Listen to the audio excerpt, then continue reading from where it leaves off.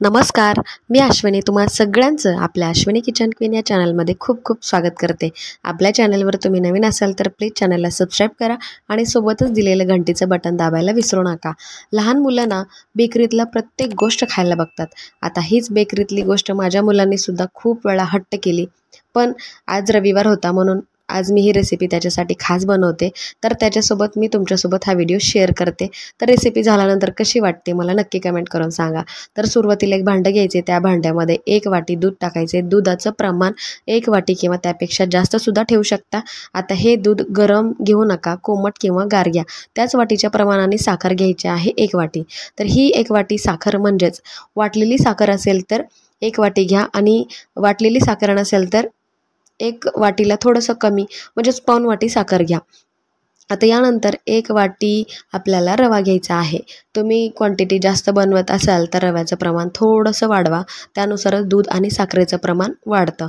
तर अंदाजे आपल्याला प्रमाण सगळं टाकायचं आणि हे सगळं एकदा फेटून घ्यायचं आहे। तर मिक्स करायचे, मिक्स ग्राइंडरने करा किंवा एखाद्या चमचाने करा, तुमच्याकडे जो कोणता साहित्य आहे, जी कोणती वस्तू आहे त्याने तुम्ही मिक्स करा।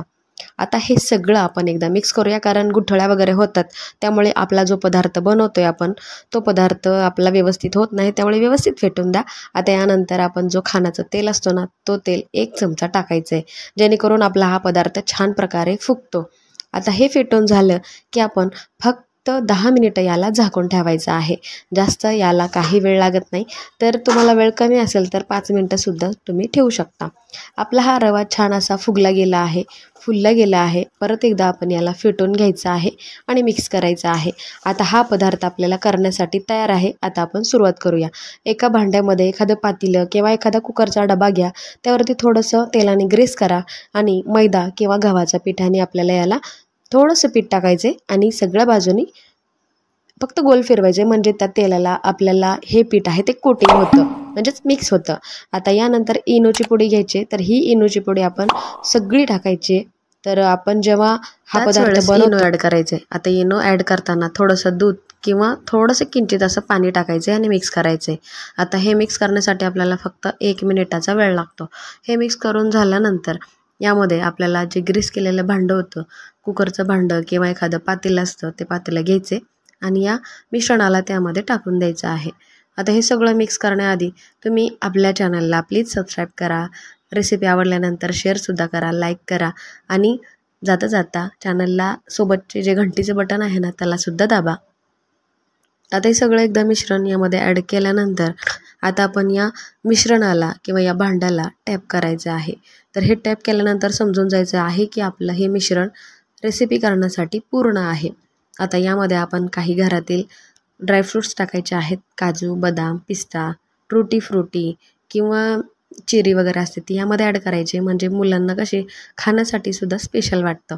आता हे एकदा छान असं पसरल्यानंतर आपण हलकासा टॅप करायचे आणि गॅसवरती एक मोठं भांडं घ्यायचे। मग मी इथं पातेलं ठेवले आणि एक रिंग असते ती रिंग ठेवले। तुमच्याकडे अशी रिंग नसेल तर तुम्ही पसरट असा डब्बा असतो तो पालथा ठेवायचे आणि त्याच्यावरती एखादं तुम्ही जो कोणतं भांडं घेतलं आहे केक बनवण्यासाठी ते ठेवायचं आहे आणि छान असं पॅक करायचे।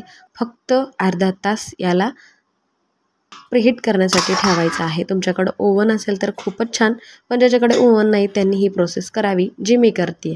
आता हे तुम्ही चेक करण्यासाठी अर्ध्या तासानंतर एखादी सुरी टाकायची। आता सुरी टाकल्यानंतर तुम्ही बघू शकता या आपल्या सुरीला काहीच लागलं नाही, म्हणजे हा आपला केक तयार आहे। आता हे केक आपण तयार झाल्यानंतर लगेच हे भांडं काढायला घ्यायचं नाही, थोडंसं गार करायचे। एक 15-20 मिनटं थंड झाल्यानंतरच आपल्याला हा केक काढायचा आहे। तर तुम्ही बघू शकता आपला हा केक पातेल्यातून बाहेर कसा निघतोय। आता हा पातेल्यातून बाहेर निघताना आपल्याला सुरुवातीला पातेलं किंवा एखादं भांडं हलक्या हाताने आपटायचे, म्हणजे तो निघेल। आता हे बघा आपल्या पातेल्यातून केक बाहेर निघाल्यानंतर पातेल्याला थोडासुद्धा भाग लागला नाही आहे केकचा, तर आपण समजून जायचं आपला हा केक छान असा स्पॉन्जी आणि मऊ असा लुसलुशीत तयार झाला आहे। तुम्ही हा केक तुमच्या मुलांना आठवड्यातून एकदा पौष्टिक असा बनवून देऊ शकता।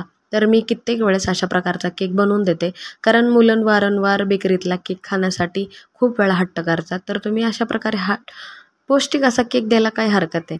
तर तुम्ही बघू शकता दोन्ही बाजूने आपला केक छान तयार झाला आहे। भांड्याला थोडासुद्धा केकचा किंचितसुद्धा भाग आपल्या भांड्याला लागला नाही आहे, तुम्ही बघितलंच असेल। तर हा केक मऊ आणि लुसलुशीत स्पॉन्जी असा केक कापूनसुद्धा दाखवते मी. हा केक तुम्ही रव्या व्यतिरिक्त मैद्याचा, गव्हाचा सुद्धा करू शकता, पण मैदाचा न करता ना अशा प्रकारे रव्याचा केला तर खूप पौष्टिक आहे. गव्हाचा सुद्धा करा. तर कापल्यानंतर तुम्ही बघा. तर इथे मी एक पीस तुम्हाला काढून दाखवते. तर तुम्ही बघताय मस्त असा केक तयार झाला आहे. तुम्ही नक्कीच हा व्हिडिओ बघितल्यानंतर केक बनवा. खूप छान प्रकारे चवदार लागतो हा केक. तुम्हाला साखर टाकायची नसेल तर गुळाचा वापर करून सुद्धा टाकू शकता. तर अशा प्रकारचा केक तुम्हाला आजचा कसा वाटला कमेंट करून कळवा. चॅनलवर तुम्ही नवीन असाल तर प्लीज सबस्क्राईब नक्की करा. तुमच्या मित्रमैत्रिणींना शेअर करा आणि एक लाईकसुद्धा करा. चला तर मग अशाच नवीन आणि पौष्टिक रेसिपीसोबत आपण परत भेटूयात. धन्यवाद.